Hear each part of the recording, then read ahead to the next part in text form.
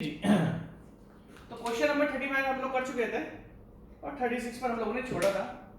थोड़ा बहुत स्पीड बढ़ेगी आपकी क्योंकि हमने अभी तक ऐसे क्वेश्चन कर लिए हैं जिससे बहुत से टॉपिक रिवाइज हो गए। लाइक लास्ट लेक्चर में हमारा स्टैंडर्ड पेनिट्रेशन टेस्ट ने थोड़ा टाइम खा लिया, 10-12 मिनट हमारा खा लिया, बट अब आपका रिवाइज हो चुका है तो अब जितने भी क्वेश्चन आएंगे उनको फटाफट करेंगे। ठीक है, तो क्वेश्चन नंबर 36 देखते हैं। क्वेश्चन नंबर 36 क्या बोल रहा है? क्वेश्चन नंबर 36 बोल रहा है The bearing capacity factor NC, NQ and L gamma are functions of। देखो जी, तरजागी जी के bearing capacity factor होते हैं NC, that means bearing capacity factor due to cohesion, bearing capacity factor due to surcharge and the bearing capacity factor of shear zone। एक shear zone होता है, एक cohesion होता है, मतलब एक फैक्टर cohesion की वजह से होता है, एक फैक्टर आपका surcharge की वजह से होता है और एक फैक्टर आपका shear zone का होता है। ठीक है, अब इन तीनों बियरिंग कैपेसिटी फैक्टर्स की हम बात करें तो तीनों में एक ही कॉमन फैक्टर आता है कि तीनों फैक्टर्स में एंगल ऑफ इंटरनल फ्रिक्शन आता है।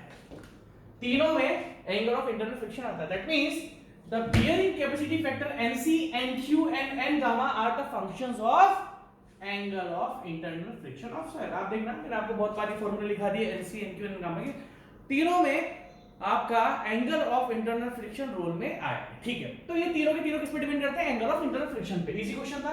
Next, a raft foundation is preferred. देखो जी, मैंने आपको डिफरेंट टाइप्स ऑफ फाउंडेशन बताई थी।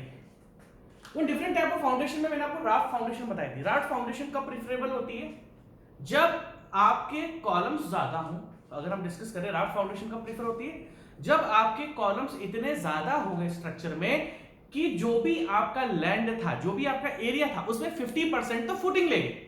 आपके कॉलम इतने सारे हो गए कि जब हमने देखा कि जो फुटिंग का एरिया है, अगर वो एरिया के 50% के इक्वल हो गया, जहां पर हम फाउंडेशन बना रहे हैं, अगर जो भी एरिया है, मान लो 100 मीटर स्क्वायर आपका एरिया है और फुटिंग का एरिया, कॉलम की जो आइसोलेटेड फुटिंग का एरिया है वो 50 मीटर स्क्वायर हो गया, तो अराउंड 50%, देखो 50% तो फुटिंग एरिया ले गई लैंड का। तो दैट मींस जब आपका फुटिंग का एरिया 50% या उससे ज्यादा हो जाता है तो हम आइसोलेटेड फुटिंग्स ना प्रोवाइड करके पूरी एक राफ्ट फाउंडेशन को प्रोवाइड कर देते हैं।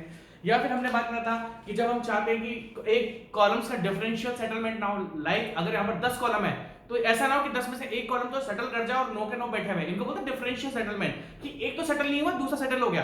तो अगर आप बिल्कुल इस डिफरेंशियल सेटलमेंट को खत्म करना चाहते हो, जब सॉइल की शैलो डेप्थ पर बेयरिंग कैपेसिटी अच्छी नहीं होती और हमें कॉलम्स बहुत ज्यादा देने पड़ते हैं और 50% जो फुटिंग का एरिया है वो लैंड के एरिया के इक्वल हो गया, तो इस केस में हम राफ्ट फाउंडेशन को प्रोवाइड कर देते हैं। ठीक है, और राफ्ट फाउंडेशन आपकी शैलो फाउंडेशन होती है। और राफ्ट फाउंडेशन इज, एक second, raft foundation is preferred columns of industrial building, कोई मतलब नहीं है। लोड बेयरिंग वॉल्स, नहीं, लोड बेयरिंग वॉल के लिए स्ट्रिप फुटिंग आती है, कोई मतलब नहीं है। Columns of building which are closely spaced. देखो जी, किसी बिल्डिंग के कॉलम अगर बहुत ज्यादा होंगे तो वो पास पास होंगे। अब कॉलम की जो फुटिंग होगी, फुटिंग का एरिया हमेशा कॉलम से ज्यादा होता है। आपको पता है कि फुटिंग का जो एरिया होगा, फुटिंग हमारी चौड़ी होती है इन कंपैरिजन टू कॉलम। तो जब कॉलम पास पास हो जाते हैं सारी, देखो when columns of a building which are closely spaced, ऐसे नहीं कि एक दो कॉलम पास में है, अगर एक दो कॉलम पास में तो हम कंबाइंड फुटिंग प्रोवाइड कर देंगे। बट जब कॉलम बहुत सारे कॉलम्स हो जाते हैं और पास पास हो जाते हैं और पता लगा कि भैया हमारा पूरा का जो लैंड का एरिया है 50% तो वो फुटिंग ही फुटिंग लेके आ गए, तो हम लोग राफ्ट फाउंडेशन प्रोवाइड कर देते हैं। तो इसका सी आपका ऑप्शन है। इजी सा क्वेश्चन था। ठीक है, टाइम वेस्ट नहीं करेंगे। Next question, according to Terzaghi the value of ultimate bearing capacity of strip. अच्छा क्वेश्चन है, आ जाओ। अब आपको एक चीज ध्यान रखनी पड़ेगी, इसको यहां हटा देते हैं। देखो, according to Terzaghi ji,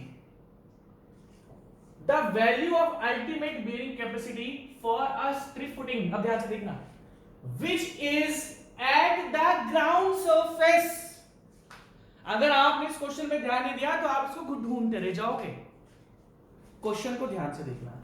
according to Terzaghi ji, the value of ultimate bearing capacity, इसकी बात कर रहे हैं हम, ultimate bearing capacity for a strip footing, ठीक है, which is at the ground surface on a purely cohesive soil। अब आपको एक बहुत शानदार चीज बताता हूं, ध्यान से देखना भाई साहब। अगर मैं प्योरली कोहेसिव सॉइल की बात करूं तो मुझे अच्छी तरीके से पता है, फॉर कोहेसिव सॉइल हमारा तरजागी जी ने एनसी क्या दिया था? 5.7। ध्यान से देखना, तो अगर मैं तरजागी है ना, और रिमेनिंग फैक्टर तो आपके क्या बन जाते हैं 1 और 0, ठीक है। तो अगर हम तरजागी जी की थ्योरी की बात करें, आपको बहुत ध्यान से ये चीजें देखनी पड़ेंगी, ठीक है।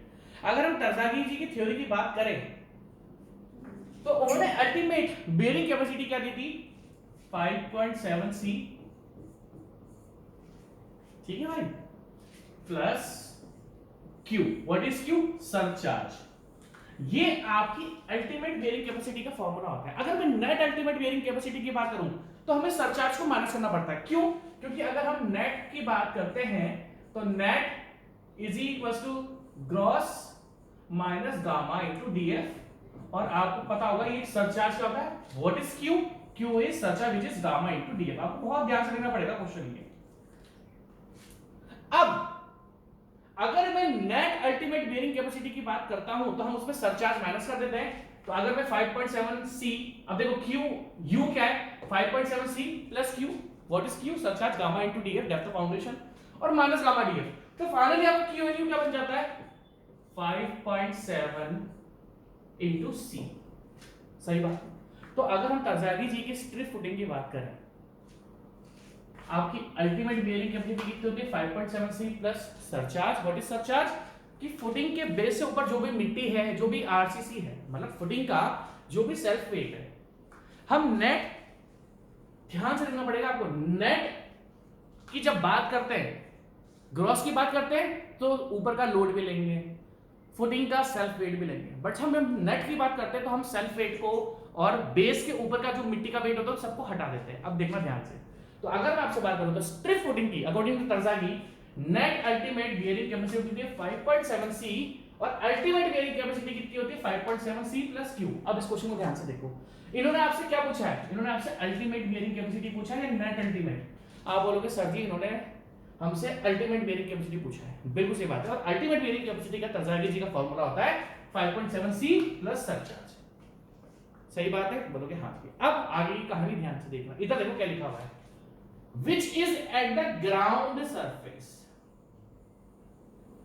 पूछा उन्होंने आपसे अल्टीमेट बेयरिंग कैपेसिटी है, यही वाला फॉर्मूला वैलिड होगा, बट फुटिंग, ये वाला फॉर्मूला पता है कब वैलिड होता है? जब फाउंडेशन किसी डेप्थ पर होती है, और ये डेप्थ ऑफ फाउंडेशन, इस पोर्शन का जो यूनिट वेट होता है उसको हम इग्नोर कर देते हैं। यहां पर इन्होंने पता क्या लिखा है, व्हेन, अब देखो ये जो वेट होता है ना, ये इसको हम सरचार्ज बोलते हैं, तो अल्टीमेट में सरचार्ज ऐड होता है। बट जब आपने स्ट्रिप फुटिंग, वो भी प्योरली कोहेसिव सॉइल में, जब आप बात कर रहे हो प्योरली कोहेसिव सॉइल की, बट आपने स्ट्रिप फुटिंग को पूछा अल्टीमेट बेयरिंग कैपेसिटी है, बट आपने फुटिंग को भाई साहब ग्राउंड लेवल पर ही रखा है, आपने फुटिंग को ग्राउंड लेवल पर ही रखा है, मतलब ग्राउंड लेवल से नीचे नहीं है। तो दैट मींस अब अगर मैं अल्टीमेट की बात भी कर रहा हूं और फुटिंग आपकी एट द ग्राउंड सरफेस है, ये लाइन पर समझनी पड़ेगी आपको, है तो ultimate bearing capacity. Ultimate bearing capacity का फार्मूला ये है, हम 100 बार पढ़ चुके इस फार्मूले को, बट आपकी फुटिंग अब ग्राउंड सरफेस पे है तो सरचार्ज का रोल आएगा ही नहीं। दैट मींस ये जो अल्टीमेट बेयरिंग कैपेसिटी है ना, इसमें से सरचार्ज को माइनस कर दो, क्योंकि फुटिंग अगर डेप्थ पर होती तो 100% आपको सरचार्ज ऐड करना पड़ता, बट फुटिंग तो ग्राउंड लेवल पे है, फुटिंग तो ग्राउंड सरफेस पे है, तो depth of foundation below the ground level कुछ है ही नहीं। तो दैट मींस ये ही आपका अल्टीमेट बेयरिंग कैपेसिटी बन जाएगा, और इसका आंसर है 5.7 C। कहने का मतलब क्या है भाई साहब, कि आप रटने में रट लोगे, बट मैंने आपको एग्जैक्ट बताया कि ये 5.7 C अगर डेप्थ ऑफ फाउंडेशन, मतलब आपकी फुटिंग जमीन के अंदर है, तो फॉर्मूला था 5.7 C प्लस सरचार्ज, जो भी बेस के ऊपर की मिट्टी ग्राउंड लेवल तक। बट अगर आपने फाउंडेशन ही सरफेस पे रखी हुई है तो काहे का सरचार्ज, तो इस सरचार्ज को हम गायब कर देते तो फाइनली फॉर्मूला बन जाता है 5.7 C। समझ रहे हो मेरी बात? तो दैट मींस आपका आंसर क्या बनेगा 5.7 C। आप वैसे टिक करके आ जाओगे, बट अगर आपने ये लाइन नहीं पढ़ी ना तो फिर ये 5.7 C नेट अल्टीमेट होती है, बट ग्राउंड पे है तो सरचार्ज का मतलब ही नहीं बनता। ठीक है, next question, using a plate load test, plate देखो, using a plate load test we can determine. देखो जब हम प्लेट लोड टेस्ट की बात कर रहे थे तो इसमें 3-4 ऑप्शन आपको देके रखे होंगे। मैंने जब आपको प्लेट लोड टेस्ट बताया था तो मैंने आपको प्लेट लोड टेस्ट के कुछ फंक्शन बताए थे। क्या क्या भाई? एक तो प्लेट लोड टेस्ट क्या डिटरमाइन करता है, बियरिंग कैपेसिटी डिटरमाइन कर देता है। प्लेट लोड टेस्ट सॉइल की बियरिंग कैपेसिटी डिटरमाइन कर देता है, और क्या डिटरमाइन करता है, सेटलमेंट डिटरमाइन करता है। और क्या डिटरमाइन करता है? Allowable pressure. Allowable pressure. जब मैं प्लेट लोड टेस्ट कर रहा था तो मैंने आपको तीन चीजें बताई थी। सबसे पहला आपकी बियरिंग कैपेसिटी को डिटरमाइन करता है प्लेट लोड टेस्ट। सेकंड आपका डिटरमाइन करता है सेटलमेंट, सॉइल में कितना सेटलमेंट होगा। और थर्ड क्या मेजर करता है? अलाउएबल प्रेशर, कि कितना प्रेशर हम लगा सकते हैं ताकि सॉइल आपकी सेफ है। तो ये तीन ऑप्शन हमने देख रखे होंगे। देखो, using a plate load test we can determine, हां जी, द अलाउएबल बियरिंग प्रेशर। ठीक है, अलाउएबल बियरिंग प्रेशर की डेफिनेशन क्या है? अगर मैं आपसे पूछूं ये पता है अलाउएबल बियरिंग प्रेशर क्या है? ये होता है भाई साहब QA नेट। और इसकी डेफिनेशन क्या है? The net intensity. अगर मैं आपसे अलाउएबल भी, आपको भाई साहब दो चीजों में बहुत ही ज्यादा डिफरेंस याद रखना पड़ेगा। एक सेफ बियरिंग प्रेशर, अगर ये दो चीज आप भूल गए तो भाई साहब बहुत गड़बड़ हो जाएगी। एक आपका सेफ बियरिंग प्रेशर और दूसरा है आपका अलाउएबल बियरिंग प्रेशर। अगर मैं सेफ बियरिंग प्रेशर की बात करूं, इसकी डेफिनेशन क्या है? The net intensity of loading. अगर हम सेफ बियरिंग प्रेशर की बात करते हैं तो ओनली सेटलमेंट की बात होती है भाई साहब। अब देखना सेफ बियरिंग प्रेशर की क्या definition? The net intensity of loading that can be apply on soil without the risk of settlement of soil. Safe bearing pressure only settlement को डिफाइन करता है। और पहली बात प्रेशर लिखा हुआ है, कैपेसिटी नहीं। और अगर अलाउएबल बियरिंग प्रेशर की बात होती है तो अलाउएबल बियरिंग प्रेशर क्या होता है? अलाउएबल बियरिंग प्रेशर की डेफिनेशन क्या है? It consider both shear failure and settlement. ये दो डेफिनेशन आपको ध्यान रखनी पड़ेगी, अगर आप गड़बड़ कर दिए तो दिक्कत हो जाएगी। अब अगर मैं अलाउएबल बियरिंग प्रेशर की बात करूं, the net intensity of loading that can be apply on soil without the risk of shear failure and settlement. समझ में आ गई बात? ठीक है। और आपको मैं एक चीज और बता देता हूं, प्लेट लोड टेस्ट में अलाउएबल बियरिंग प्रेशर जो डिटरमाइन होता है ना, वो शियर फेलियर को कंसीडर ना कर ओनली सेटलमेंट होता है। दैट मींस ये भी क्वेश्चन बन सकता है कि हम जो allowable bearing pressure plate load test में डिटरमाइन करते हैं ना, उसमें हम शियर फेलियर को कंसीडर नहीं करते, इसको इग्नोर कर देते हैं, ओनली सेटलमेंट को कंसीडर करते हैं। ये चीज लिख लेना, तो इजी चीज है। तो प्लेट लोड टेस्ट एक तो अलाउएबल बियरिंग प्रेशर हो गया, एक सेटलमेंट हो गया, एक अल्टीमेट बियरिंग सेटलमेंट, देखो सेटलमेंट होगा और एक अल्टीमेट बियरिंग कैपेसिटी हो गया, ये सारी चीजें। तो दैट मींस आंसर क्या आएगा हमारा? All of the above. ठीक है, क्या आंसर आएगा हमारा? All of the above. ठीक है, क्वेश्चन नंबर 40 देखो, plate load test, the size of plate. क्या साइज होती है प्लेट की? 300 mm, 450 mm, 600 mm और आपका 700 mm। ठीक है, मैंने आपको 750 mm, मैंने आपसे क्या कहा था कि 300 से स्टार्ट करो, 300 mm आपको याद रखना है, उसमें 150 ऐड करते जाओ। 300 प्लस 150 450, 450 प्लस 150 600, 600 प्लस 150 750। तो जो प्लेट लोड टेस्ट, और इसमें जो थिकनेस भी पूछी चाहिए थी, थिकनेस 25 mm से कम नहीं होना चाहिए। प्लेट लोड टेस्ट में जो थिकनेस होती है प्लेट की, वो आपके 25 mm होनी चाहिए मिनिमम। ये भी क्वेश्चन बनता है कि प्लेट लोड टेस्ट में मिनिमम कितना बनता है। आगे देखते हैं। तो the size of plate for a plate load test 300, 450, 600 और 750। 300 से शुरुआत करो, 150 ऐड करते जाओ। ये रहा आंसर 0.3 मीटर, क्योंकि मीटर है, mm में कन्वर्ट करोगे तो 1000 से मल्टीप्लाई करना पड़ेगा। तो 0.3 को 1000 से मल्टीप्लाई करोगे तो 300 बन गया, 0.75 को मल्टीप्लाई करोगे तो 750 बन गया। इजी सा क्वेश्चन है। Question number 41, in a cohesionless soil. अच्छा जी, आ गया, ये लो पकड़ लो क्वेश्चन। प्लेट लोड, देखो मैं आपको एक चीज बता देता हूं, एक तो टैंक्स के water table correction factor Rw1 Rw2, इनके ऊपर बहुत क्वेश्चन आते हैं फाउंडेशन से। जो टैंक्स थ्योरी ने वाटर टेबल करेक्शन फैक्टर्स दिए Rw1 और Rw2, इनसे जबरदस्त क्वेश्चन आते हैं। उसके बाद प्लेट लोड टेस्ट से भी फाउंडेशन से जबरदस्त क्वेश्चन आते हैं। अब इन अ कोहेजनलेस सॉइल, कोहेजनलेस सॉइल क्या होगी? सैंड होगी भाई। कोहेजनलेस सॉइल कौन सी होती है? सैंड होती है। ठीक है, in a cohesionless soil the settlement of a 30 centimetre plate, है ना, the settlement of a 30 centimetre plate in a plate load test is 2 centimetre. ठीक है, प्लेट का जो सेटलमेंट है, सेटलमेंट ऑफ प्लेट कितना आपके पास? 30 सेंटीमीटर। या तो इसमें कुछ यूनिट में गड़बड़ है, चलो कोई बात नहीं, हम तो सॉल्व करेंगे। एक सेकंड, प्लेट का जो सेटलमेंट है, क्योंकि 30 सेंटीमीटर सेटलमेंट बहुत बड़ी बात हो जाती है, मेरे ख्याल से 30 mm होगा ये।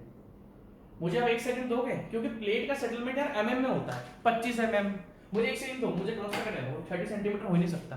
प्लेट का सेटलमेंट कभी भी 30 सेंटीमीटर नहीं हो सकता। प्लीज वेट, सॉरी सेटलमेंट तो आगे देखा है ना, सॉरी, ये 30 सेंटीमीटर इन्होंने प्लेट का साइज देकर रखा है। बिल्कुल सही बात है, मैंने पढ़ने में गलती कर दी। देखो क्वेश्चन देखो, in a cohesionless soil the settlement of a 30 centimetre plate, ये तो साइज दे रखी है। और आगे ना, ये मैंने पढ़ा नहीं था, मैं एक्चुअली कंफ्यूज हो गया था, क्योंकि सेटलमेंट कभी 30 सेंटीमीटर होता ही नहीं है, एमएम में होता है। 25 mm, 30 mm, 40 mm, 45 mm plate का सेटलमेंट इस तरीके से होता है। तो मैं तो कंफ्यूज हो गया कि भाई 30 सेंटीमीटर यहाँ पर विड्थ देकर रखी है। विड्थ ऑफ प्लेट कितनी है आपके पास? 30 सेंटीमीटर। और जो सेटलमेंट है प्लेट का वो कितना है? 2 सेंटीमीटर। देन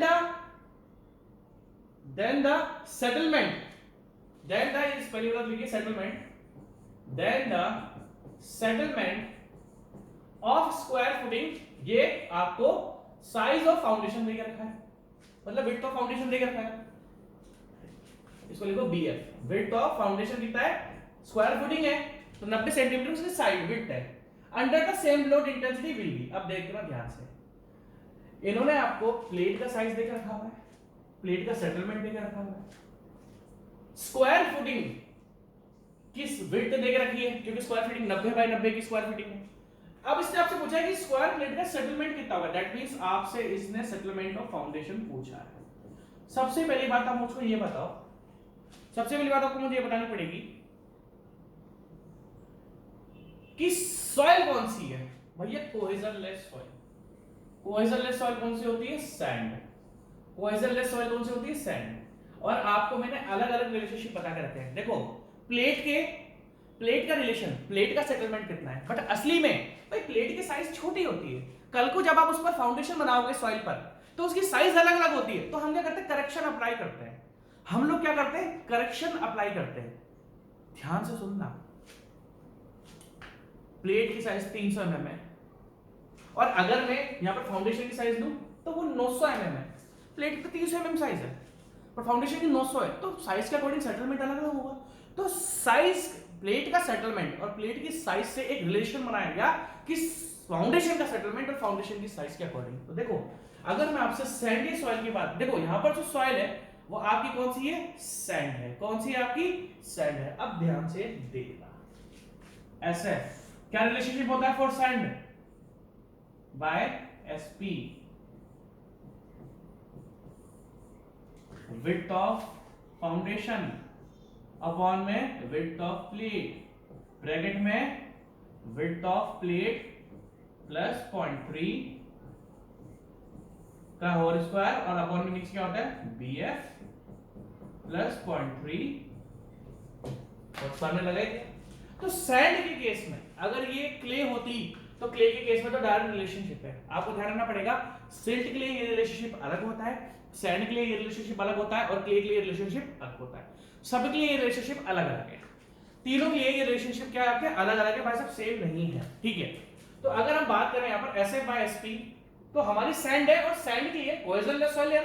कोहेजन सॉइल होता तो क्ले होती, बट कोहेजनलेस सॉइल है तो सैंड हो गया आपकी, वो सैंड के लिए रिलेशनशिप वैलिड होता है। अब इसने आपसे सेटलमेंट ऑफ फाउंडेशन पूछा, तो मैं सिंपल सा वैल्यू पुट कर रहा हूं, settlement of foundation divided by settlement of plate कितना था? 2 सेंटीमीटर। सेटलमेंट ऑफ प्लेट कितना? 2 सेंटीमीटर। मैंने एकदम से ऑप्शन में देखा तो इन्होंने सेटलमेंट सेंटीमीटर में पूछा, तो मैं इसको कन्वर्ट नहीं करूंगा एमएम में। अगर आप एमएम में पूछा होता सेटलमेंट तो इसको मैं एमएम में कन्वर्ट कर देता, बट सेंटीमीटर में देखा तो मैंने सेंटीमीटर में कन्वर्ट नहीं करा। इज इक्वल्स टू, अब ध्यान से देखना, विड्थ ऑफ फाउंडेशन कितनी है? 90 centimetre. 90 centimetre width of foundation है। ठीक है, विड्थ ऑफ प्लेट कितनी है? 30 सेंटीमीटर। ठीक है जी, अब ध्यान से देखना, विड्थ ऑफ प्लेट कितनी है? विड्थ ऑफ प्लेट, आप हमेशा एक चीज, आपको बहुत बढ़िया चीज बताता हूं मैं, क्या? ये विड्थ ऑफ प्लेट यहां पर आपकी, हमने लास्ट क्वेश्चन भी पहले करा था, है ना? ये विड्थ ऑफ प्लेट आपकी कितनी देकर रखी हुई है? 30 सेंटीमीटर। ठीक है जी, आपको यूनिट कन्वर्जन की कोई जरूरत नहीं है, क्योंकि यहां पर ये भी सेंटीमीटर में देख रखा है, ये भी सेंटीमीटर में देख रखा है। देखो लास्ट टाइम जब हमने क्वेश्चन करा था लास्ट टाइम जब हमने क्वेश्चन करा था तो सारा का सारा आपका कुछ तो मीटर में था, है ना, कुछ तो मीटर में था। आप चाहो तो इसको मीटर में भी रख दो। अगर आपको कंफ्यूजन होता है तो आप इसको मीटर में भी रख सकते हो। हमने लास्ट टाइम यहां पर जो रखा था ना वैल्यू, वो मीटर में रखा था। अब एक काम करते हैं, मीटर में रख देते हैं, ठीक है भाई। 90 को आप समझ रहे मेरी बात। लास्ट वाले क्वेश्चन में जब हमने करा था तो कुछ वैल्यूज मीटर में थी और कुछ वैल्यूज आपकी सेंटीमीटर में थी। तो आप चाहो तो यहाँ पर भी इसको मीटर में कन्वर्ट कर सकते हो, मुझे कोई गड़बड़ नहीं, बस ऊपर नीचे वैल्यू सेम होनी चाहिए। जैसे विड्थ ऑफ फाउंडेशन कितनी है, 90 सेंटीमीटर। तो अगर मैं इसको 1000 से डिवाइड करूंगा तो क्या आ जाएगा, 0.09। इसका कॉल आ गया,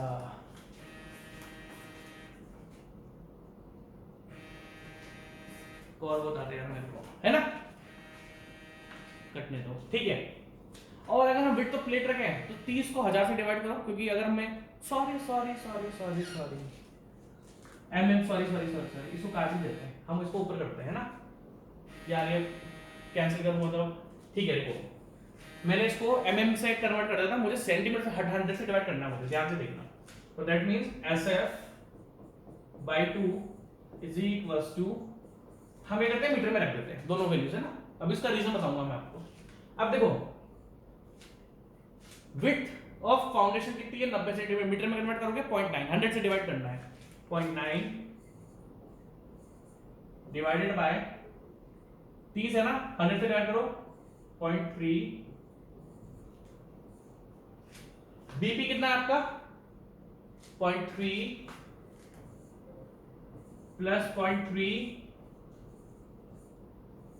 आगे देखना बीएफ क्या है, 0.9 प्लस 0.3, ठीक है। सारी वैल्यूज अब मैं कैलकुलेटर उठा लेता हूं, सारी वैल्यूज मैंने आपके सामने रख दी। अभी मैं आपको एक रीजन बताऊंगा, देखना।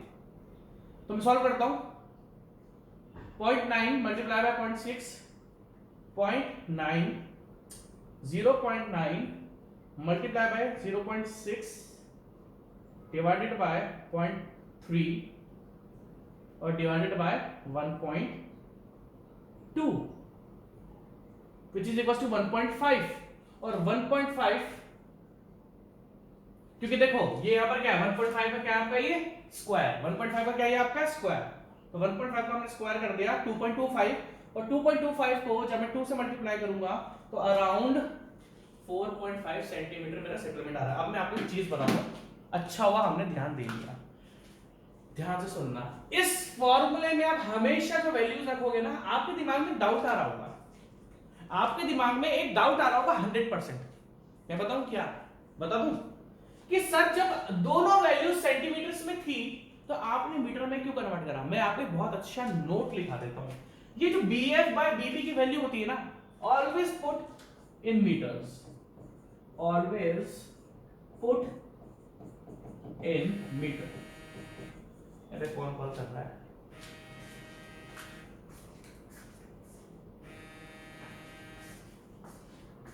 मैं कॉल उठाता ही, अननोन नंबर में उठाता ही, मैं नोन का नहीं उठाता, मैं अननोन का क्या उठाऊंगा, टाइम ही नहीं इतना, है ना, ठीक है। तो अगर हम बात करें SF/SP समझने की बात, देखो मैं आपको एक चीज आता हूं, इस वैल्यू में अगर मैंने वैल्यू सेंटीमीटर्स में रखी होती ना तो ये वैल्यू आपकी गलत आती। आप हमेशा ध्यान रखना कि इस फॉर्मूले में यहाँ पे जो BF BP BP BF रखनी है ना, आप इसमें ऑलवेज मीटर में इस वैल्यू को पुट करना, तभी आपका आंसर सही आएगा। अगर आपने इसको मीटर, देखो मीटर में रखने से ऊपर नीचे की तो यूनिट लेस हो जाती है, ऊपर भी मीटर में नीचे मीटर में सब कैंसिल हो जाएगा। बट कहानी क्या है, मैं आपको कहानी बताऊं। अगर आपने इसको सेंटीमीटर में रख दिया तो ये 30 को अगर आप यहां रखते तो 30.3 आता, यहां से गलत आता। फिर आपको अगर कोशिश करनी है ना, आपके दिमाग में क्या आ रही है बात कि सर मैं तो इसको 30.3 पे लिख सकता था, नहीं, आपका आंसर गलत हो जाएगा। Always put these values in metres. आप लिख दो इसको, मेरा तो आंसर 4.5 आ रहा है, ठीक है जी, समझ में आ रही है बात। तो इस फॉर्मूले में हम जो भी वैल्यू पुट करेंगे ऑलवेज मीटर्स में पुट करेंगे, ठीक है। Next question, the sitting load. हाँ जी, आ जाओ, देखो प्लेट लोड टेस्ट की हम बात करते हैं। अगर हम प्लेट लोड टेस्ट की बात करें तो सबसे पहले जिस लेवल पर, भाई देखो मैं बात करता हूं आपसे, ये ग्राउंड लेवल है। अब इस ग्राउंड लेवल पर तो मैं फाउंडेशन रखता नहीं हूं, तो हम क्या करते हैं, कुछ एक्सकेवेशन करते हैं, और जिस लेवल पर मान लो मेरी फाउंडेशन मेरे को इस जगह पर रखनी है, ये मेरा फाउंडेशन लेवल है, तो इसी जगह जहां पर हमारा फाउंडेशन का बेस आता है, जहां पर हमें फाउंडेशन का बेस रखना होता है, जहां पर हमें फाउंडेशन का बेस रखना होता है, उसी जगह हम लोग प्लेट लोड टेस्ट करते हैं। तो हम क्या करते हैं, या तो स्क्वायर प्लेट ले ली या सर्कुलर प्लेट ले ली। उसके बाद हम क्या करते हैं, ऊपर बैग्स में जो भी बैग्स होते हैं हमारे, उन बैग्स का 1/5 करके लोड बढ़ाते जाते हैं। बट देखो ध्यान से देखना, मैंने आपको प्लेट लोड टेस्ट बहुत अच्छे से समझाया।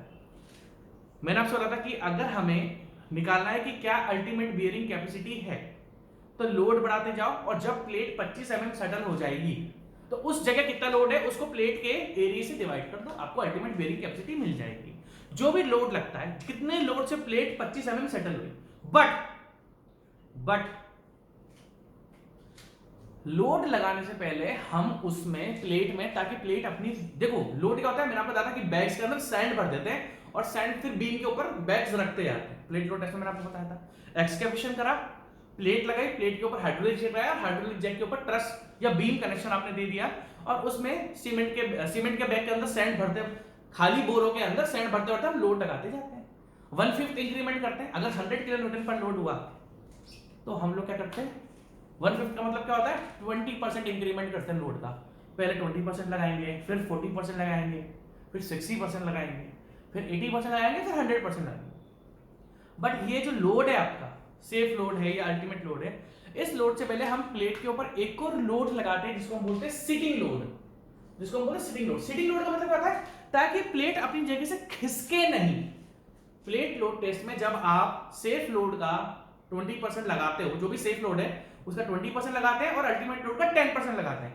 कहने का मतलब ये है कि मान लो सॉइल की बेयरिंग कैपेसिटी 100 किलो न्यूटन पर मीटर स्क्वायर है, बट अगर ये आपकी अल्टीमेट लोड है तो 10% इंक्रीमेंट होता है। पहले 10 लगेगा, फिर 20, फिर 30, फिर 40, फिर 50, 60, 70, 80, 90, 100। अगर ये अल्टीमेट लोड है तो मान लो सेफ लोड आपका 50 है। देखो सेफ लोड कितना है आपका, जिसमें फैक्टर ऑफ सेफ्टी लगा हुआ 50, फैक्टर ऑफ सेफ्टी लगा दी 2 से। भाई सॉइल की फैक्टर ऑफ सेफ्टी कितनी होती है, 2 होती है, 3 होती है, मैंने 2 लगा दी, 50 हो गया। तो सेफ लोड में हम 20% इंक्रीज करते हैं, बट अल्टीमेट लोड का हम 10% इंक्रीज करते हैं। मान लो अगर हम अल्टीमेट लोड की तरफ जा रहे हैं तो 10 बढ़ाएंगे, 20 बढ़ाएंगे, 30, 40, 50, 60, 70, 80, 100 तक पहुंचेंगे। बट अगर सेफ लोड कर रहे हो तो 20%। अब 50 का 20% कितना होता है, निकालो, 10, 20, 30, 40, इस तरीके से, ठीक है ना। अब ध्यान से देखना, तो सीटिंग लोड क्या होता है, प्लेट अपनी पोजीशन से हिले ना। सेफ लोड या अल्टीमेट लोड लगाने से पहले तो हम पहले एक लोड लगाते हैं और हटा देते हैं। प्लेट को एडजस्ट करने के लिए भी पहले एक लोड लगाया जाता है और उस लोड को हटा दिया जाता है, उसके बाद ये सेफ लोड और अल्टीमेट लोड लगाए जाते हैं। तो सीटिंग लोड का मतलब क्या है कि प्लेट अपनी पोजीशन से खिसके ना। जब आप सेफ लोड या अल्टीमेट लोड लगा रहे हो उससे पहले हम एक और लोड लगाते हैं, उसको बोलते हैं सीटिंग लोड, जिस लोड को हम हटा लेते हैं ताकि प्लेट अपनी पोजीशन पर शिफ्ट हो जाए, और इसको हम बोलते हैं सीटिंग लोड, जो कि 7 किलो न्यूटन पर मीटर स्क्वायर का होता है। आप रट नहीं सकते हो भाई साहब, आपको प्लेट लोड टेस्ट पूरा समझना पड़ेगा। अगर आपने समझा नहीं तो आप इस टाइप के क्वेश्चंस को कर नहीं पाओगे। ठीक है, next question. In the plate load test the load will be applied. देखो वही बात आ गई जो मैं आपसे डिस्कस कर रहा था। आपको ध्यान रखना पड़ेगा, मैं आपसे फिर बता रहा हूं। देखो जी, 2 चीजें होती हैं। एक होता है सेफ लोड, सेम वही चीजें मैं आपसे डिस्कस कर चुका हूं, और एक होता है अल्टीमेट लोड।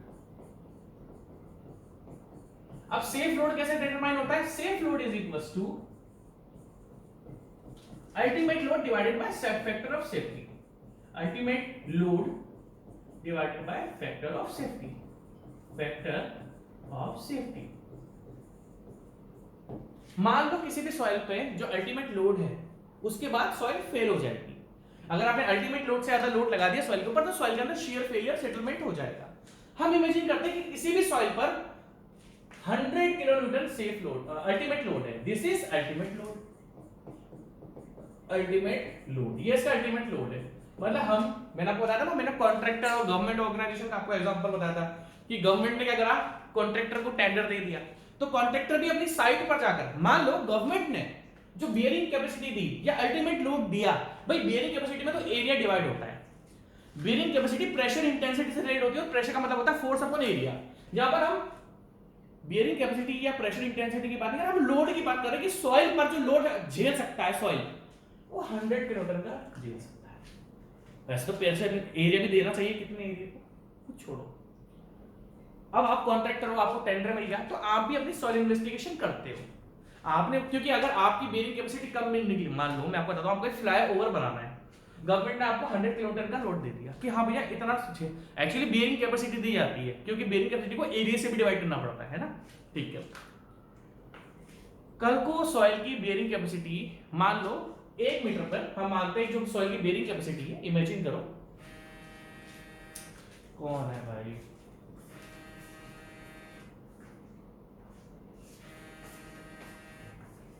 उठाऊंगा ही नहीं, ठीक है। अगर हम बात करते हैं सेफ लोड की, है ना, अब सेफ लोड का मतलब क्या था, जो भी अल्टीमेट लोड सॉइल झेल सकती है। तो बेयरिंग कैपेसिटी तो एरिया की बात होती है, लोड पर एरिया की जरूरत नहीं पड़ती।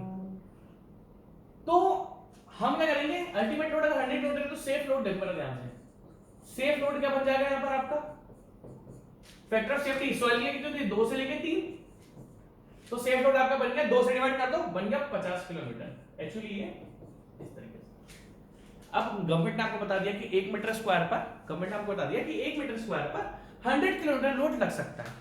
तो जैसे मैंने एरिया से डिवाइड करके बन गई बियरिंग कैपेसिटी, तो दैट मींस बियरिंग कैपेसिटी कितनी होगी, 100 किलोमीटर पर मीटर स्क्वायर, क्योंकि bearing capacity means pressure intensity. Soil कितना प्रेशर इंटेंसिटी, कभी भी लोड की बात नहीं होती बियरिंग कैपेसिटी में, प्रेशर इंटेंसिटी की होती है। प्रेशर इंटेंसिटी का मतलब होता है आप एक एरिया को डिफाइन कर रहे हो, प्रेशर इंटेंसिटी का मतलब क्या होता है, हमेशा फोर्स एक एरिया पर लगता है। उसी तरीके से गवर्नमेंट जो आपको रिकॉर्ड देगी, अगर आप कॉन्ट्रैक्टर हो, वो भी अपनी जियो टेक्निकल इन्वेस्टिगेशन आपको देगी कि भैया ले कॉन्ट्रैक्टर भाई, ये रही मेरी डिटेल और इसके बेस पर तेरे को काम करना है। तो आप बोलोगे ठीक है मैं काम कर दूंगा, बट मैं अपना भी क्रॉस चेक करूंगा। कॉन्ट्रैक्टर खुद भी, बड़ी बड़ी मल्टीनेशनल कंपनी जो होती है वो भी खुद का जियो टेक्निकल इन्वेस्टिगेशन करती है। क्यों करती है, कल को सॉइल की bearing capacity 100 kilometre metre square ना निकल के 50 किलोमीटर, आपको एक फ्लाईओवर बनाना है। बहुत छोटी सी बात बताता हूं, आपको एक फ्लाईओवर बनाना है, बना लिया, और सॉइल की बेयरिंग कैपेसिटी आपके पास 100 किलोन्यूटन पर मीटर स्क्वायर, 1 मीटर स्क्वायर पर 100 किलोन्यूटन लोड आप लगा सकते हो। कल को अगर ये आप बोलोगे, अब आप क्या करते हो, खुद को क्रॉस, कॉन्ट्रैक्टर क्या करता है, हमेशा अपने को क्रॉस चेक करता है। देखो भैया हमने तो देखा है जो भी गवर्नमेंट का रिकॉर्ड होता है वो बिल्कुल परफेक्ट होता है, कभी चेंज मैंने नहीं देखे, मैं देखता पढ़ता रहता हूं इधर उधर, तो गवर्नमेंट ने जो रिकॉर्ड देती है वो 100% सेफ होता है, बट फिर भी कॉन्ट्रैक्टर अपनी तरफ से थोड़ा सा करते हैं, ठीक है। तो क्या होता है आपका, अगर सॉइल, इमेजिन, मैं ये प्रैक्टिकल केस में आपको इमेजिन करवा रहा हूं, आप इमेजिन करो कल को सॉइल की बेयरिंग कैपेसिटी 50 किलोन्यूटन पर मीटर स्क्वायर आ गई और आपको फ्लाई ओवर बनाना है। वैसे आती नहीं है, मैं आपको फिर बता रहा हूं, गवर्नमेंट के रिकॉर्ड बहुत बढ़िया निकलते हैं, जो उन्होंने जियो टेक्निकल इन्वेस्टिगेशन दी होती है वो एग्जैक्ट आती है, ठीक है। तो कल को अगर सॉइल की, मैं एक हम केस लेके चलते हैं कि सॉइल की बेयरिंग कैपेसिटी एक पोर्शन में आपको 50 किलोमीटर पर मीटर स्क्वायर पड़ी, आप फ्लाईओवर बना रहे हो, फ्लाईओवर में क्या डलती है, पाइल फाउंडेशन, फ्लाईओवर में जो फाउंडेशन होती है कौन सी थी, पाइल फाउंडेशन। अगर सॉइल की बेयरिंग कैपेसिटी 100 किलोमीटर पर मीटर स्क्वायर की जगह 50 किलोमीटर पर मीटर स्क्वायर होती, तो आपको पाइल की डेप्थ बढ़ानी पड़ जाएगी, और आपने जितने में टेंडर लिया है ना उसके डबल, मतलब अराउंड आपका ज्यादा पैसा लग जाएगा। भाई आपने बोला था मैं तो 25 मीटर की पाइल फाउंडेशन बनाऊंगा, आपको 40 मीटर की पाइल फाउंडेशन बनानी पड़ जाएगी अगर बियरिंग कैपेसिटी कम होगी सॉइल की। तो भैया ये प्रैक्टिकल चीज है, आपको समझना पड़ेगा। दैट मींस सॉइल की बियरिंग कैपेसिटी आप डिटरमाइन करते हो, इसलिए हम लोग प्लेट लोड टेस्ट करते हैं। मैंने आपको एज ए कॉन्ट्रैक्टर इमेजिन करने के लिए बताया था, ठीक है, कि कॉन्ट्रैक्टर बड़ी बड़ी एमएनसीज खुद की भी जियो टेक्निकल इन्वेस्टिगेशन करती है सारी चीजें क्रॉस चेक करने के लिए, और उसके बाद बोलती है कि हाँ हम काम अच्छे से कर देंगे, कोई दिक्कत नहीं है, आपने जो हमें दी वही हमें मिली, चलो काम चालू करो, ठीक है। तो याद रखना, कोई भी बड़ी मल्टीनेशनल कंपनी जब कंस्ट्रक्शन स्टार्ट करती है तो वो सबसे पहले जियो टेक्निकल इन्वेस्टिगेशन करती है कि हाँ भैया जो हमें रिकॉर्ड मिला वो परफेक्ट मिले ना, वो क्रॉस चेक एक बार करती है, ठीक है। तो in the plate load test the load, क्योंकि अगर कल को अगर कम ज्यादा हुई तो वो डिस्कस करेगा, मान लो आपको टेंडर मिला, कल को किसी जगह ज्यादा मिली कम मिली, तो फिर वो अपने सीनियर ऑफिसर से डिस्कस करेगा कि सर यहाँ पर तो 100 किलोमीटर पर मीटर स्क्वायर, तो यहाँ पर तो मुझे 300 किलोमीटर पर मीटर स्क्वायर बची, तो यहाँ पर तो पाइल मीटर, वो डिस्कस करेगा, अपने आप नहीं करता, उसको गवर्नमेंट ऑफिसर से डिस्कस करना पड़ेगा कि देखो सर हमारी इस जगह इतनी, अगर मान लो बेयरिंग कैपेसिटी ज्यादा भी मिल रही है तो पाइल की डेप्थ कम हो जाती है, तो वो डिस्कस करते हैं, बाद में थोड़े बहुत चेंजेस बीच में होते रहते हैं, ठीक है। In a plate load test, अब ध्यान से देखना, जो अल्टीमेट लोड लगता है ना, वो 10% में, मान लो अल्टीमेट लोड कितना 100, अब आप प्लेट लोड टेस्ट कर रहे हो तो अल्टीमेट लोड जो होता है वो 10% में इंक्रीज होता है। दैट मींस पहले 10 किलोमीटर लगाओगे, फिर 20, फिर 30, फिर 40, फिर 50, फिर 60, फिर 70, फिर 80, फिर 90, फिर 100। अल्टीमेट लोड 10% इंक्रीमेंट में जाता है। बट सेफ लोड जो होता है वो 20% में इंक्रीज होता है। सेफ लोड हमेशा 20% इंक्रीज होता है और अल्टीमेट लोड आपका 10% में इंक्रीज होता है। लिख लो, किसी भी किताब में लिखा हुआ मिलेगा नहीं। Actually ultimate load safe load के लिए मिलता है, अल्टीमेट लोड के लिए नहीं मिलता। बुक्स में जो लिखा रहता है ना कि 1/5 ऑफ इंक्रीमेंट ऑफ लोड, वो हमेशा सेफ लोड होता है। दैट मींस अल्टीमेट लोड पर फैक्टर ऑफ सेफ्टी लगी हुई होती है और अल्टीमेट लोड जो होता है वो 10% में इंक्रीज करता है। ये रहा आपका ऑप्शन कि 20% इंक्रीज होगा सेफ लोड में और 10% इंक्रीज होता है आपका अल्टीमेट लोड में। ये आप लिख लो, बहुत काम आएगी आपको चीज। ठीक है जी। Next question, when a load test was conducted by putting a square, same question है यार, है ना, सेम क्वेश्चन है। when a load test was conducted by putting a 60 cm square plate on the top of a sandy deposit, the ultimate bearing capacity was observed 60 kg per meter square. What is the ultimate bearing capacity of strip footing? अरे यार width वाला है, बहुत easy question है। कराऊं क्या है, करा दूं?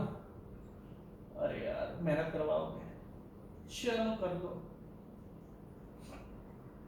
ध्यान से देखना वरना हिल जाओगे इस क्वेश्चन को देख के। इस क्वेश्चन को मारो 10 स्टार, क्योंकि अगर आपने इस क्वेश्चन को 10 स्टार नहीं मारा ना तो आप इस क्वेश्चन में 100% गलती करके आओगे। बताओ क्यों, बताओ क्यों?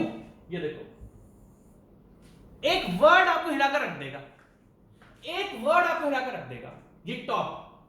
बताओ क्यों? चलो जी छोड़ो। When a load test was conducted by putting a 60 cm square plate on the top of sandy deposit, आपने प्लेट लोड टेस्ट कराया सैंड के ऊपर, सैंड के ऊपर, नीचे नहीं गए, ऊपर। और सॉइल कौन सी है? Sand. The ultimate bearing capacity was observed as 60 kilonewton per meter square. What is the ultimate bearing capacity of a strip footing of 1.2 meter width to be placed on the surface of same soil? ठीक है, अगर मैं आपसे सबसे पहले ultimate bearing capacity का formula पूछूं तो क्या होता है? स्क्वायर के लिए, स्क्वायर के लिए क्या फॉर्मूला होता है? अगर मैं आपसे अल्टीमेट बेयरिंग कैपेसिटी का स्क्वायर पूछूं तो इसका फॉर्मूला क्या होता है according to Terzaghi? 1.3 CNC plus QNQ plus point, अब स्क्वायर है तो 0.8 आता है, 0.8 को 2 से डिवाइड करो तो 0.4 आता है।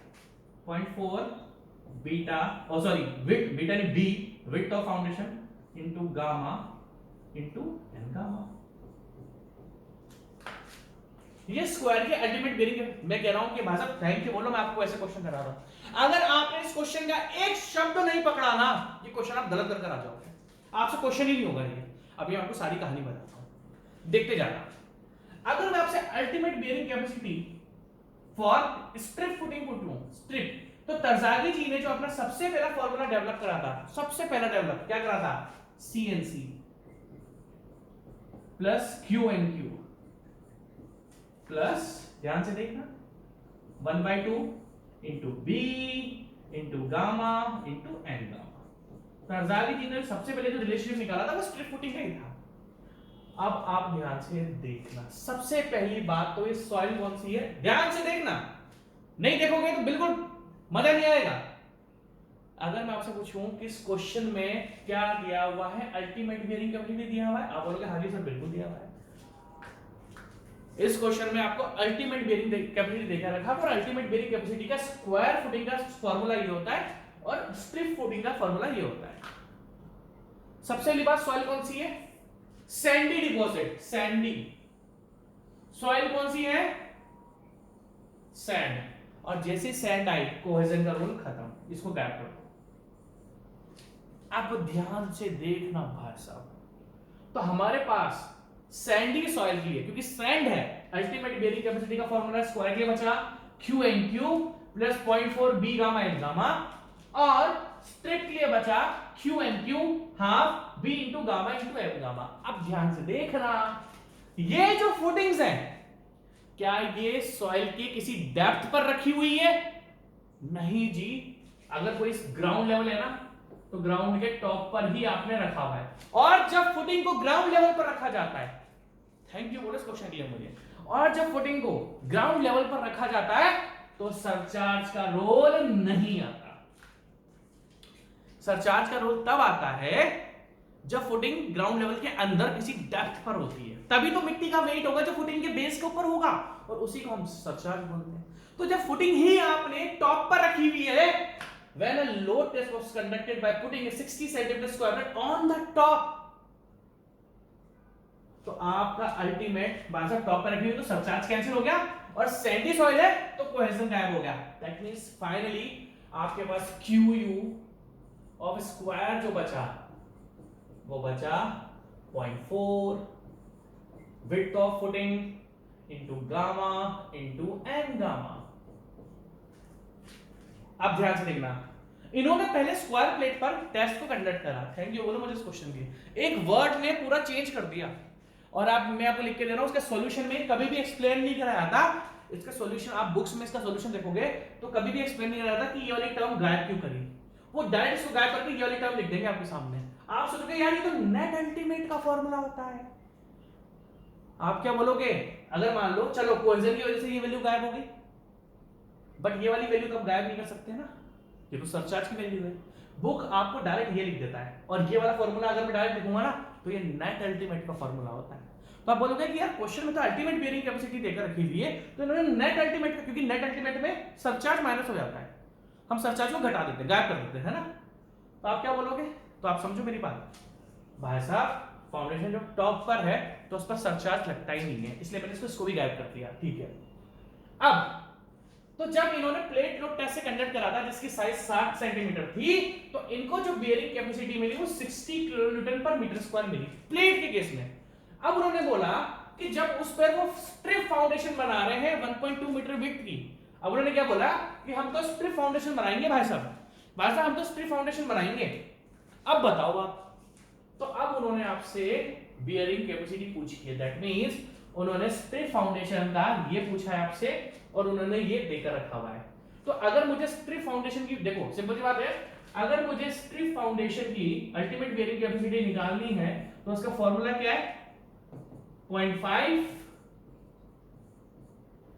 width of footing into gamma into n gamma। तो स्ट्रिप फुटिंग की विड्थ तो भाई सब देकर रखी है, स्ट्रिप फुटिंग की विड्थ तो भाई सब देकर रखी हुई है, क्या देकर नहीं रखा हुआ? गामा और एन गामा। तो एक काम करो ना, स्क्वायर की अल्टीमेट बेयरिंग कैपेसिटी देकर रखी हुई है क्या? क्या स्क्वायर की अल्टीमेट बेयरिंग कैपेसिटी देकर रखी है? हां सर देकर रखी है। देखो ध्यान से, कितनी है? 60 इज इक्वल्स टू 0.4। अब आप देखना बेयरिंग कैपेसिटी किलोन्यूटन पर मीटर स्क्वायर में, तो यहां पर जो मैं स्क्वायर की विड्थ पुट करूंगा वो मीटर में पुट करूंगा। देखो ध्यान से देखना, स्क्वायर की साइज कहते हैं 60 सेंटीमीटर, 60 को 100 से डिवाइड कर दो 0.6 into gamma into N gamma into gamma into N gamma. भाई मैंने क्या करा, जो बेयरिंग कैपेसिटी मैंने लिखी वो न्यूटन किलो न्यूटन पर मीटर स्क्वायर में, तो भैया मेरे को यहाँ पर वेट भी तो मीटर में लिखनी पड़ेगी, तो 60 सेंटीमीटर को 100 से डिवाइड कर दिया, मीटर में कन्वर्ट कर दिया, और फाइनली मेरे पास आ गया 0.4 इंटू 0.6। अब ध्यान से देखना, यहां से आपको गामा और एन गामा की वैल्यू मिल जाएगी, और इस जगह फिर आप गामा इंटू एन गामा को पुट कर देना, आंसर आ जाएगा। बहुत अच्छा क्वेश्चन है सीरियसली। तो अगर हम बात करते हैं गामा और एन गामा की, अगर हम बात करते हैं गामा और एन गामा की, तो 60 को डिवाइड करो 0.4 से, हो 60 डिवाइडेड बाय 0.6, 60 डिवाइडेड बाय 0.24 ही कर देता हूं ना, 0.4 divided by 0.6 which is equals to 250। Gamma N gamma आपके पास आ रहा है 250, है ना। 60 डिवाइडेड बाय 0.6 डिवाइडेड बाय 0.4, 250। तो गामा एन गामा की वैल्यू आपके पास आ रही है 250, ठीक है, मीटर मीटर में कन्वर्टेड है। अब ध्यान से देखना, अब मैं स्ट्रिप की फाइंड कर रहा हूं, तो QU इज इक्वल टू 0.5। अब देखो विड्थ ऑफ स्ट्रिप फुटिंग कितनी है? 1.2, ये ऑलरेडी मीटर्स में ही है, तो 0.5 into 1.2 into gamma N gamma हमारे पास कितना आया? 250। इंटू 250। कोई करवाएगा नहीं तो क्वेश्चन, थैंक यू बोलो इसलिए मुझे, ठीक है। तो 0.5 multiply by 1.2 multiply by 250 which is equals to 150। तो भाई साहब जब आप स्प्लिट फुटिंग, देखो जब आपने प्लेट लोड टेस्ट करा, प्लेट का साइज छोटा था, तो आपको जो बेरिंग कैपेसिटी मिल रही थी वो आपको 60 किलोन्यूटन पर मीटर स्क्वायर मिल रही थी, और मेरी स्ट्रिप फुटिंग के लिए जो मुझे अल्टीमेट बेरिंग कैपेसिटी मिलेगी वो 150 किलोमीटर पर मीटर स्क्वायर मिलेगी। लिख लो इसको, बहुत ही बेहतरीन क्वेश्चन है, समझने में टाइम लगता है बट अच्छा क्वेश्चन है। नेक्स्ट क्वेश्चन भी ध्यान से देखना, अच्छा क्वेश्चन है, ऐसा नहीं है लल्लू पल्लू क्वेश्चन है, मतलब है इतना टफ भी नहीं है, पर थोड़ा सा ध्यान रखना पड़ेगा, है ना। कुछ क्वेश्चन को आपको ध्यान रखना पड़ता है, ठीक है। क्वेश्चन नंबर 45 ध्यान से देखना, ठीक है। The ultimate bearing capacity of a square footing, आपको अल्टीमेट बेरिंग कैपेसिटी फाइंड करनी है ऑफ ए स्क्वायर फुटिंग।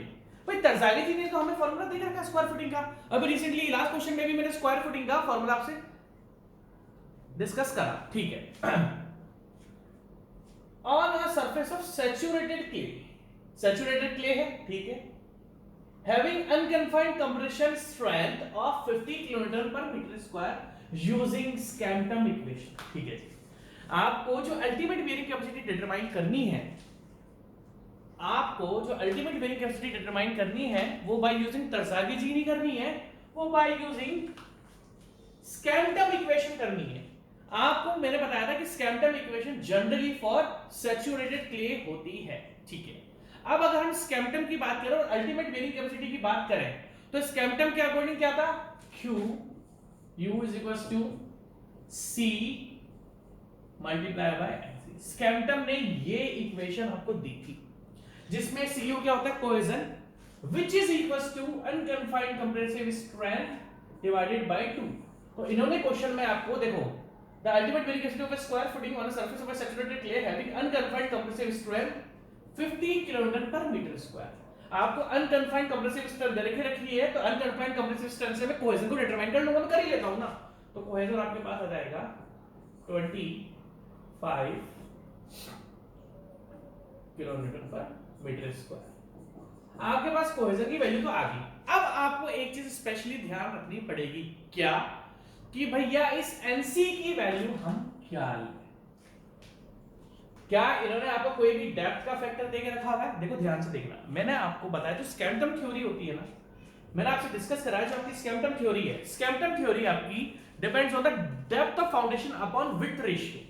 जो भी डेप्थ ऑफ फाउंडेशन है उसको विड्थ से डिवाइड करो, उसके रेशियो पर वो आपसे डिपेंड करती है, ठीक है जी, सिंपल सी बात है। अब अगर मैं आपसे आगे की बात डिस्कस करूं, तो स्कैम्पटम का एनसी के 3 वैल्यूज हैं। एक तो डीएफ बाय बी जिसमें आपका 0 होता है, एक डीएफ बाय बी आपका 0 से तो बड़ा होता है बट 2.5 से छोटा होता है, और तीसरा DF by B is greater than और इक्वल्स टू 2.5। भाई देखो कोहेजन की तो देखो, अगर मैं स्कैम्पटम की बात करूं तो स्कैम्पटम के अकॉर्डिंग तो अल्टीमेट बेरिंग कैपेसिटी का फार्मूला ये रहा आपके सामने, बट अगर हम लोग डिस्कस करें तो कोहेजन तो मैंने अनकन्फाइंड कंप्रेसिव स्ट्रेंथ को 2 से डिवाइड कर दिया, ये हमारे पास कोहेजन की वैल्यू आ गई, बट एनसी की वैल्यू क्या है? क्या इसमें उन्होंने आपको डेप्थ अपॉन विड्थ का रेशियो देकर रखा है? नहीं। तो जब भी आपको रेशियो नहीं देकर रखा हुआ ना, आप हमेशा ये बीच वाली वैल्यू लेना, df by b की। देखो जब दे रखी है तो कोई दिक्कत नहीं, बट अगर जब नहीं देकर रखी हुई आपको, तो आप इसके अकॉर्डिंग चलोगे। और अगर मैं आपसे बोलूं, पहली बात तो फुटिंग कौन सी है, स्क्वायर फुटिंग, और अगर मैं इस सेकंड वाले पॉइंट की बात करूं कि भाई जब df by b 0 से तो बड़ा है बट आपका 2.5 से छोटा है, तो इस केस में आपकी NC की वैल्यू क्या होती है? बहुत इजी सा है, NC is equals to, ध्यान से देखना, मैं आपसे फिर रिपीट कर रहा हूं, इसको इग्नोर कर देना, इसको इग्नोर कर देना, क्योंकि अगर आपने इसको उसकी, देखो तीनों के लिए NC की वैल्यू सबकी अलग अलग होती है, ठीक है। अगर मैं इस सेकंड वाले केस की बात करूं तो क्या होता है, 6 1 plus 0.2 df इस रुक गया, पानी पी लो प्लीज वेट, ठीक है जी। कहां पर थे हम? एनसी पर, ठीक है। बट अगर मैं एनसी की बात करूं, देखो मैं आपको फिर एक बार चीज रिपीट कर रहा हूं, आपको ध्यान से इस क्वेश्चन को अगर आपने पढ़ा नहीं ना तो आप हिल के रख जाओगे, ठीक है, मतलब क्वेश्चन नहीं समझ में आता है, ठीक है। तो जब भी हमें इसके बारे में भी देके नहीं रखा हुआ, इसके बारे में देके नहीं रखा हुआ, तो हम बीच वाली वैल्यू उठा लेंगे। अगर ये एक ऑब्जेक्टिव क्वेश्चन होता, अगर आपसे उसने सिंपल सी एक चीज पूछी होती, मैं आपको फिर रिपीट कर रहा हूं, आपको ध्यान से देखना पड़ेगा। अगर उसने इस क्वेश्चन में आपसे ओनली बियरिंग कैपेसिटी फैक्टर पूछा होता और उन्होंने ये रेशियो नहीं दिया हुआ, ना ये दिया हुआ, ना ये दिया हुआ, ना इधर, तो बीच वाली वैल्यू का उठा लेना। ध्यान से देखना, नहीं देखोगे तो दिक्कत हो जाएगी, ठीक है। बट इस ये क्वेश्चन हमारा थ्योरेटिकल क्वेश्चन है, न्यूमेरिकल क्वेश्चन है। आप बोलोगे सर ये तो थ्योरेटिकल क्वेश्चन तो है नहीं। अगर मान लो उससे पूछा होता है कि according to Skempton what will be the value of NC, तो हम ना इसको कंसीडर करेंगे, ना इसको कंसीडर करेंगे, इसकी एनसी की वैल्यू हम ये लिख देंगे। बट अगर ये हमारा न्यूमेरिकल है, मैं आपको दो क्वेश्चन एक साथ बताता हूं कि अगर थ्योरेटिकल क्वेश्चन आया, उसने ओनली एनसी पूछ लिया फॉर स्क्वायर फुटिंग, तो आप डायरेक्ट ये लिखकर आ जाओगे, ऑप्शन में ये गिवन होगा, क्योंकि अगर उसने डीएफ बाय बी का रेशियो नहीं देकर रखा होगा तो हमारा, क्योंकि देखो जब डीएफ बाय बी है तो एनसी की वैल्यू अलग है स्क्वायर फुटिंग के लिए, जब DF by B less than 2.5 और ग्रेटर देन 0 तो एनसी की वैल्यू अलग है फुटिंग के लिए, और जब ग्रेटर देन 2.5 तब अलग है। तीन वैल्यूज है एनसी की भाई, स्क्वायर फुटिंग की तीन वैल्यूज हैं, तो ये एक वैल्यू स्टैंडर्ड हर जगह काम करती है। बट ये न्यूमेरिकल है और इस न्यूमेरिकल के लिए मुझे डीएफ बाय बी की वैल्यू चाहिए ही होगी। आपने इस क्वेश्चन को ढंग से नहीं पढ़ा, ये क्वेश्चन आप अगर ढंग से पढ़ते हैं ना तो आप एक बार में स्ट्राइक कर लेते हैं। आपको पता है ये कौन सा केस देकर रखा हुआ है, ये ऑलरेडी फर्स्ट वाला केस है। अब आप बोलोगे सर क्या बात कर रहे हैं, हाँ जी, इस क्वेश्चन में डीएफ बाय बी का रेशियो 0 देकर रखा हुआ, दिखाऊंगा आपको, देखना। The ultimate bearing capacity of a square footing, अब देखो ध्यान से, ये लाइन पढ़ रही on a surface of saturated clay, surface पर रखी हुई है, on a surface of saturated clay. जब कोई चीज सरफेस पर रखी जाती है तो वहां पर depth of footing DF by B का रेशियो कितना हो जाता है 0, और डी बाय एफ का रेशियो भाई सरफेस पर रखी हुई है ना, सरफेस पर रखी हुई, किसी डेप्थ पर नहीं है, सैचुरेटेड क्ले के सरफेस पर रखी हुई है, तो डीएफ बाय बी जब सरफेस पर रखी है तो डेप्थ ऑफ फुटिंग कुछ होगी ही नहीं, तो ये टर्म बन जाएगी आपकी 0, और फाइनली आपका जो एनसी आ जाता है ना वो बन जाता है 6। देखो क्या शानदार तरीके से मैंने घुमाया आपको। दो चीजें बताइए मैंने इस क्वेश्चन में, जब कुछ भी देखे नहीं रखा और आपसे उसने एनसी पूछ लिया तो आप इस वाले केस का एनसी उठा लेना। बट न्यूमेरिकल में अगर आपको सॉल्व करना है तो आपको इस डीएफ बाय डी की वैल्यू चाहिए।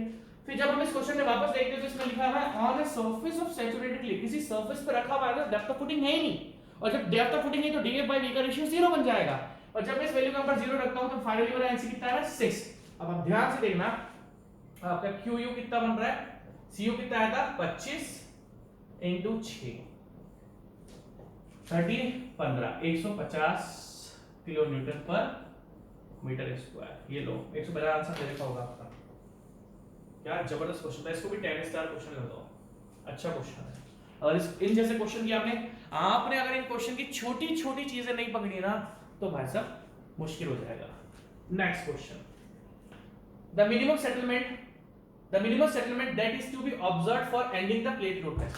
देखो जी प्लेट लोड टेस्ट में क्या करते हैं, अगर सैंड होती है तो हम प्लेट का मैक्सिमम सेटलमेंट 25 mm लेते हैं, किसका, सैंड के केस में, और अगर क्ले होती है तो 40 हम ले लेते हैं, 40 mm for clay and 25 mm for sand. तो the minimum settlement that is to be observed for ending the plate load test को हम कब एंड करते हैं, जब सैंड के केस में 25 mm मिल जाता है, क्ले के केस में 40 mm मिल जाता है।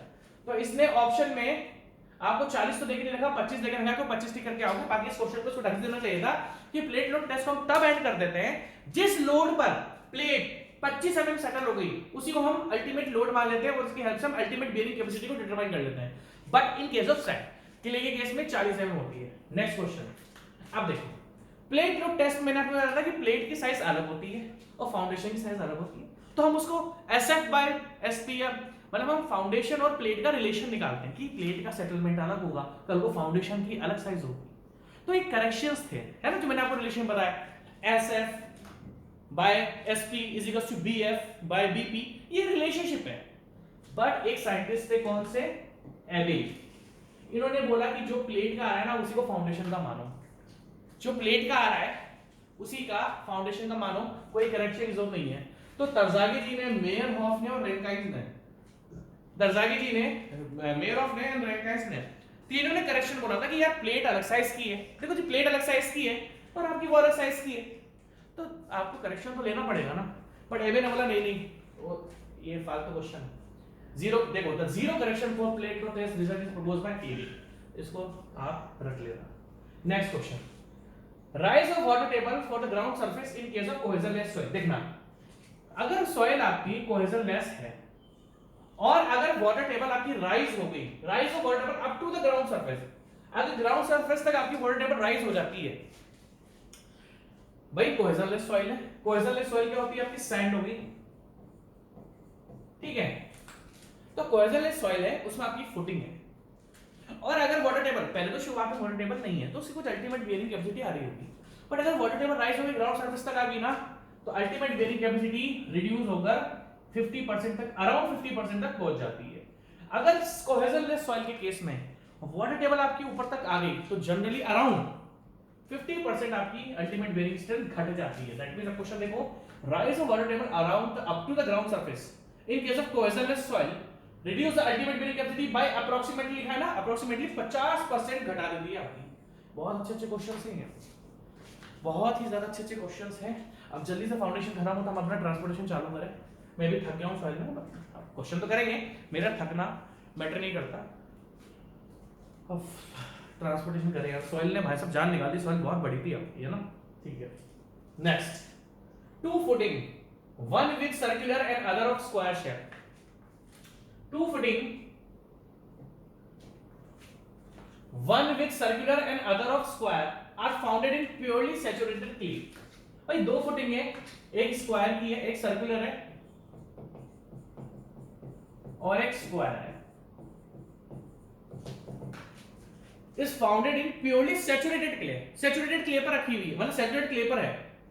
The ratio of ultimate bearing capacity, पहली बात तो अभी हमने से पूछ लिया अल्टीमेट बेयरिंग कैपेसिटी का रेशियो बताओ इन दोनों का, तो जैसे ही इसने लिख दिया क्ले, मुझे पता है क्ले की टर्म में 5.7 C है ना, क्ले की टर्म में two footings, one with circular other founded in purely saturated clay, ratio of ultimate bearing capacity according to Terzaghi. भाई साहब मुझे इतना एक चीज अच्छी तरीके से पता है, अगर आप अल्टीमेट बेयरिंग कैपेसिटी की बात कर रहे हो तो क्ले के केस में आगे की टर्म क्या हो जाती है 0, तो 5.7, इसकी भी 5.7 आ जाएगी और इसकी भी 5.7 आ जाएगी। सिंपल सी बात है, सिंपल सी बात है। प्लस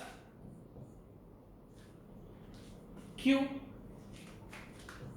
प्लस Q, तो यही तो आती है क्ले के केस में, यही तो आपकी अल्टीमेट बेयरिंग कैपेसिटी आती है। इन दोनों को एक दूसरे डिवाइड कर दो, आ गया 1।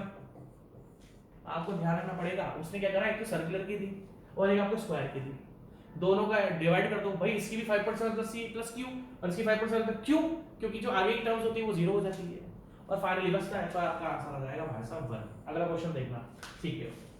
Next question, two footings, one with square, circular and other of square are founded. अब देखो जबरदस्त क्वेश्चन, अब ध्यान से देखना, two footings, one with circular, एक सर्कुलर है और एक है आपकी स्क्वायर,